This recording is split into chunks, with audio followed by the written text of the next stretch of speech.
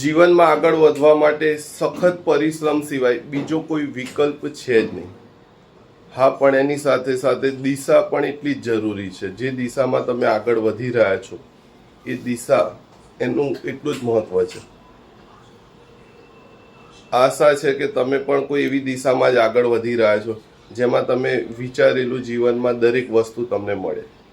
અને જો કોઈ એવી દિશા તમને યોગ્ય ના મળી હોય તો ક્રિએશન વર્કમાં તમારું બધા જ મિત્રોનું સ્વાગત કરું છું. એ સાથે આજના સવારના ગુડ મોર્નિંગ, શુભ સવાર, જય શ્રી કૃષ્ણ. મોર્નિંગ થઈ ગઈ છે. અમારા મિત્ર મળવા આવ્યા સ્પેશિયલ ફોન કરીને. આવું છે ભાઈ, સારું છે. ચલો સમય નીકાળીને મળવા તો આવે. દરેક એરિયામાં ગાર્ડન સારા બનાવ્યા છે. કેમ વર્ષોથી હું તો જો કે આવું છું અહીંયા. મારા બંને બાળકો એમ કહેવાય ને બાળપણથી લઈને છેલ્લા ઘણા વર્ષો જ્યારથી બન્યું છે ત્યારથી. હા, આ જો મસ્તીખોર વાંદરાઓ મારા હારા દરેક ગાર્ડનમાં મસ્તી કરતા હોય. ઘણા ટાઈમે આવ્યા નહીં અહીંયા બેસવા. ગાર્ડનમાં ટેગલાઇન સારી છે. છોડમાં રણછોડ છે અને વૃક્ષમાં વાસુદેવ છે. છતાં બધા આ ઝાડ મને હંમેશા એક લીલા ઝાડ એટલે તું ને વિજય જ્યારે વાત કરતા ને બંને મિત્રો, પણ મને કોઈ નામ બામ અમુક બે ચાર છોડીને કોઈના નામ આઈડિયા ના હોય એમ કે શું નામ છે શું. તમારા જોબ વર્કમાં પૈસા કમાવો સાથે સાથે સમય કમાવો જરૂરી છે. મારા મિત્રને લગભગ 13-14 વર્ષ લાગ્યા હતા સમજવામાં. શરૂઆતમાં શું થતું કે 3 મિત્રોના ગ્રુપમાં હું અને બીજા એક મિત્ર છે એમના ત્યાં જતા, પણ હંમેશા કેવું થાય કે છૂટી ગયા હોય ને એના પછી પણ હિસાબ લખવા બેઠા હોય. લગભગ એક અડધો કલાક થતો અમનભાઈ, કલાક દોઢ કલાક એમના ઓફિસે ત્યાં હિસાબ લખતા હોય. હવે કંઈક નાનો મોટો કાર્યક્રમ ગોઠવ્યો હોય એમને પૂછીને જ પાછું, એવું બી ના હોય કે ભાઈ આજે આજનો કાર્યક્રમ છે તો કે ઓકે ડન છે, પણ પૂછીને બી પછી ના છૂટકે અમે અમને ત્યાં લેવા જઈએ. અને નો ડાઉટ આગળ વધવા માટે સંઘર્ષ દરેક વ્યક્તિએ કરવો પડે છે. પણ શું થાય કે તમે એક વસ્તુ શીખી લો ને એ પછી તમે એની અંદર હાથ અજમાવો. તમે કોઈ પણ મિત્ર છે મારા સેલ્સ લાઇનમાં છે અને એની અંદર ધારો કે કોઈ નાની મોટી પ્રોડક્ટ, હંમેશા અત્યારે મિત્રો મળીએ છીએ ને તો એ ચર્ચા કરીએ કે કાશ કે વસ્તુ તરત જ સમજી લીધી હોત કે આમાં કેવું હોય છે. જોબ વર્ક તમારે કઈ વસ્તુ શીખવા માટેની એક પદ્ધતિ છે. એમાંથી એવરેજ વસ્તુ છે આજે તમે નહીં, હું પોતે મેં જોબ પર રાખેલા છે વ્યક્તિઓ. તો કેવું થાય કે તમે આજે 10-15-20 હજાર રૂપિયા જોબ ઉપર કોઈકને આપો છો તો એની પાસેથી કદાચ 40-50 હજારનું કામ લેતા હશો ત્યારે તમે એને પૈસા ચૂકવો છો, રાઈટ?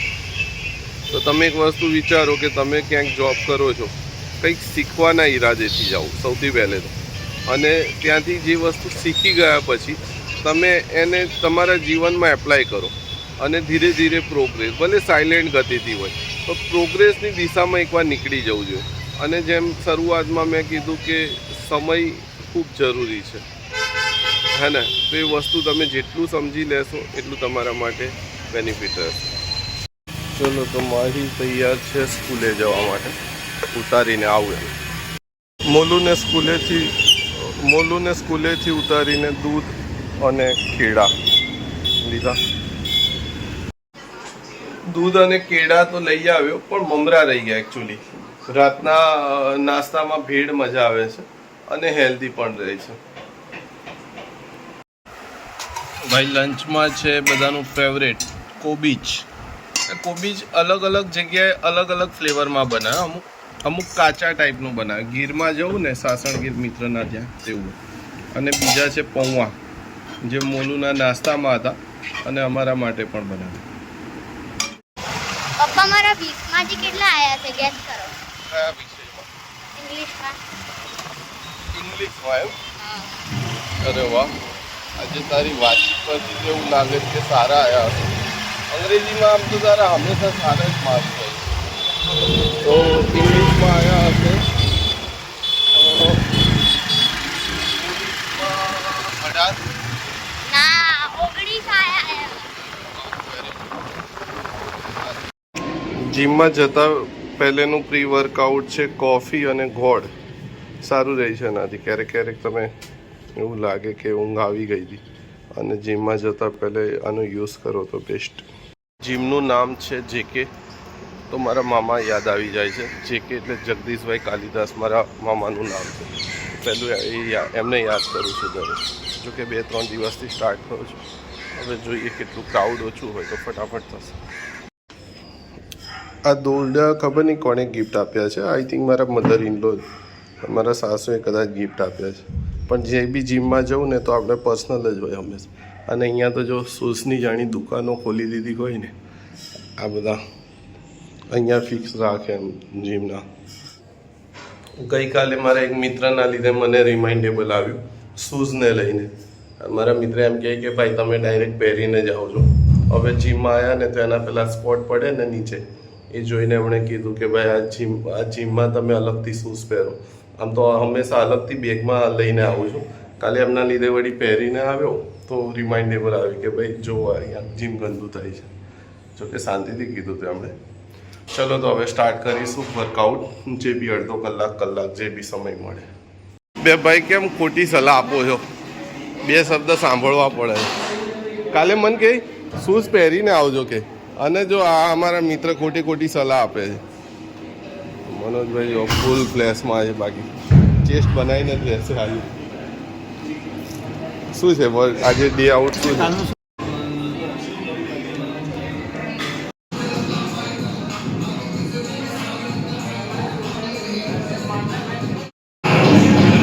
અમારા કોચને હેરાન કરે. કાલે 7 વાગે નીકળવાનું આપણે. કાલે 7 વાગે નીકળવાનું છે અને ડાયરેક્ટ જવાનું છે. હા કાલ ક્યાંથી જીમ ચાલુ હોય યાર? એ ભાઈ આવો છો ને કાલે જમવા? હર્ષનો બર્થડે છે.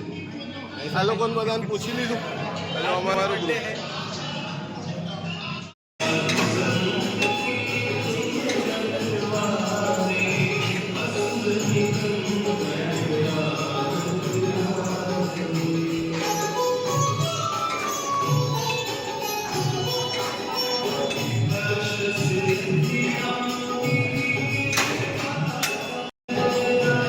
આ જો મશીનો ઘેરી લીધા છે અમારા ગ્રુપે આજે. તો જીમમાંથી જઈને ઘરે આવી ગયો અને એક્સરસાઇઝમાં હતી આજે બેક અને ટ્રાઇસેપ.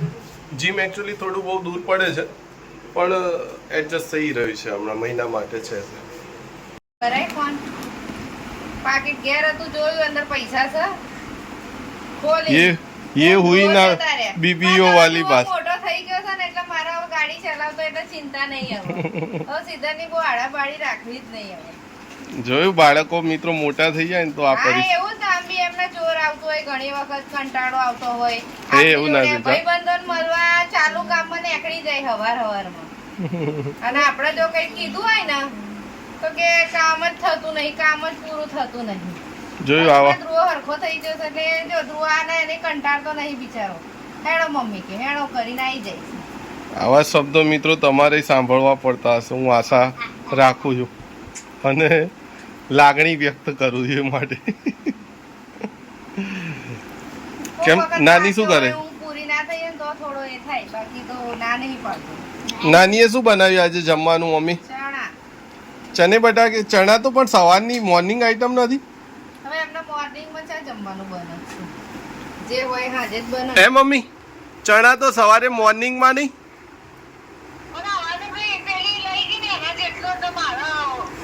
ઓકે સવારે બરોબર. તમારે મયુર બી લેટ ને બધું મિક્સઅપ મજા આવે, પણ ચણા મજા આવે. અમારે તો ચણા બનાવશે એટલે એ વખતે પકોડીનો કાર્યક્રમ બનાવીશું.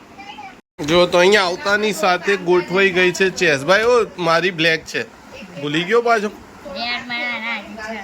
અને મારું આગળના ટેબલ પરથી જરા પ્રોટીન શેકનું લેતા આવજે. આ જો આને આ કારીગરની કારીગરી જો. આને હેવી કરવા માટે એણે શું કર્યું છે, અંદર કાગળને ભીના કરીને લગાવ્યા છે ને કારીગર. હું બી આ ચેસની ગેમમાં બાળપણમાં કહેવાય ને કે આ માહિર જેવું જ હતું મારું માઇન્ડ. અને સતત અને બહુ બધા પ્લેયરો લગભગ એટલું બધું પકડ આવી ગઈ હતી કે લગભગ ઓછું હારતો હતો. એમ ઓછું એટલે બાય ચાન્સ જ મને યાદ નથી. મારા મોટા ભાઈ જોડે શરૂઆતમાં હારતો હતો, પણ ગ્રીપિંગ આવી ગયા પછી લગભગ યાદ નથી મને. કેટલા વર્ષ રમો? બહુ લોંગ ટાઈમ. બાને આપી દઈએ જમવાનું. અપાઈ ગઈ લાગે. કેમ અપાઈ ગઈ બાને?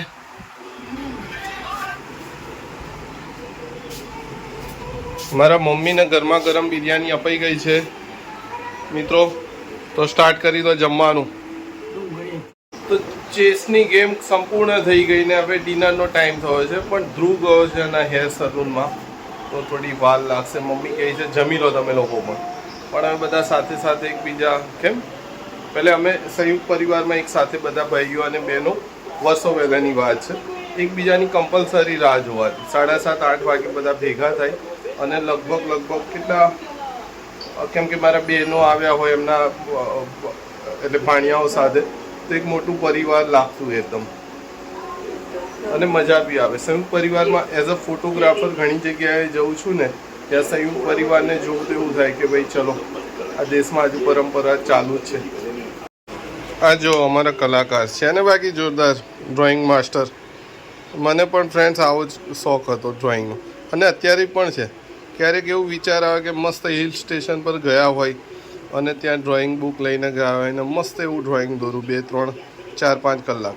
તમને જેને શોખ હોય ને તો એ પેન અને એટલે પેન્સિલ અને ડ્રોઈંગ સ્કેચ ઉપર આખો દિવસ નીકાળી શકે. તમને ભલે નવાઈ લાગશે સાંભળીને પણ આ વાત સાચી છે. એની અંદર એટલા બધા ખોવાયેલા હોય ને વ્યક્તિ કે એનો આખો દિવસ એની અંદર નીકળી જાય. તો મિત્રો જીવનમાં શીખવા માટે ઘણી બધી એવી વસ્તુઓ છે અને વ્યક્તિ જ્યારે ફ્રી હોય અને કોઈ કામમાં વ્યસ્ત ના રાખે પોતાની જાતને અને તો વ્યક્તિ કંઈ ને કંઈ એવું વિચારે, કોઈ ગલત જ રસ્તે, એવું જનરલ કક્ષાએ માનવામાં આવે છે કે જ્યારે વ્યક્તિ ટોટલી ફ્રી હોય ને તો એના મનમાં વિચારો પણ આડાઅવડા આવે અને ગલત રસ્તા પર જતાં પણ વાર ના લાગે. વાત સાચી, હકીકત છે. અનુભવના આધારે જ લોકોએ કીધું હશે. વાત સાચી છે ને. તો આજના ટાઈમમાં પોતાની જાતને વ્યસ્ત નોર્મલી લોકોએ વ્યસ્ત કરી છે મોબાઈલમાં અને મોબાઈલમાં જ આ વસ્તુ હું જણાવી રહ્યો છું કે કેમ કે એક જરિયો આ જ છે આપણી પાસે, કોઈની પાસે કોઈ નોલેજ છે તો એ મોબાઈલના થ્રુ જ આજના ટાઈમમાં તો વ્યસ્ત એટલી રાખો કામમાં પોતાની જાતને કે તમને કોઈ આડું અવડું એવું કોઈ વિચારવાનો સમય ના મળે. અને શીખવા માટે ઘણી બધી એવી વસ્તુઓ છે. જેમ કે હું મારી પોતાની વાત કરું તો એઝ અ ડિઝાઇનર તો કામનો કોઈ ઇશ્યુ રહ્યો જ નહીં, પણ એ છતાં શીખવા માટે વિચારવામાં આવે તો મને બેન્કિંગ ક્ષેત્રે શરૂઆતમાં બહુ કંટાળો આવતો હતો. પણ જીવનમાં તમને પણ એવી ઘણી બધી વસ્તુ હશે કે જે કામ કરવામાં તમને ના ગમતું હોય, ના પસંદ હોય, પણ એ જ વસ્તુમાં તમારે આવડત લાવવાની અને માઇન્ડને ડાયવર્ટ કરવાનું. તો ધીરે ધીરે માઇન્ડ છે ને તમારા કંટ્રોલમાં આવતું થશે. જેમ કે ઘણી બધી એવી પરિસ્થિતિ હોય કે જે વ્યક્તિને ધારો કે કોઈ એવી જગ્યા હોય કે જેમ કીધું બેંકમાં જવું ઘણા બધા લોકોને પસંદ નહીં હોય. તમે દેખજો ઘણી બધી એવી વસ્તુ હશે કે જે કરવી નહીં ગમતી હોય પણ સમય સાથે એને તમારે જીવનમાં ઉતારવી અને જરૂરી હોય. જેમ કે બેન્કિંગ ક્ષેત્રે નોલેજ રાખવું ખૂબ જરૂરી છે. તે સાથે સાથે બીજા ઘણા બધા ડાન્સની એક્ટિવિટી છે, કોઈ કરાટે, કોઈ જીમ છે, આવી બધી અનેકો એક્ટિવિટી છે. અને એક એક્ટિવિટી સાથે જ્યાં હું વર્ષોથી જોડાયેલો છું એઝ અ ડિઝાઇનર, ડિઝાઇનિંગ વર્કની એક્ટિવિટી, એની અંદર બધું જ વસ્તુ વ્યક્તિ જીવનમાં જે ઈચ્છે છે એ તમામ વસ્તુ મળી રહી છે. મિત્રો આ જો આ કલાકાર આ નાસ્તામાં જો આ મમ્મી પપ્પા આવો નાસ્તો બનાવીને આપે છે અને આ છોકરાઓને અહીંયા કદર નથી. હવે આખો દિવસ કંઈ ચીઝ અને એ બધું જ ના ખાવાનું હોય. આ અને ટીચરો બોલે છે પાછા અમને નાસ્તાને લઈને. હમણાં જ એની કમ્પ્લેન્ટ આવી હતી ડાયરીમાં લખીને. હવે નથી ખાવું, જવા દે હવે. નાસ્તાના ટાઈમે જો આ ગરમા ગરમ રહીને એના માટે એના નાની આ ડબ્બો મોકલાવ્યો હતો ને. જો આ એના નાની ડબ્બો અમે લોકો અહીંયા ડીમાર્ટમાં જોયો તો આઈ થિંક 500-700 રૂપિયાનો તો આવો ડબ્બો આવે છે. બોલો, નાસ્તાના બી ડબ્બા. ક્યાં અમારા ટાઈમમાં કોઈ સિમ્પલ ટાઈપના ડબ્બા હતા 10-10, 20-20 રૂપિયાના. અને અત્યારે જો આવું છે. અને છોકરાઓને કદ અરે ભાઈ નતું ખાવું તો કોઈ ભાઈબંધને ખવડાવી દેવું હતું. લઈ લે ચોકો બોલ્સ.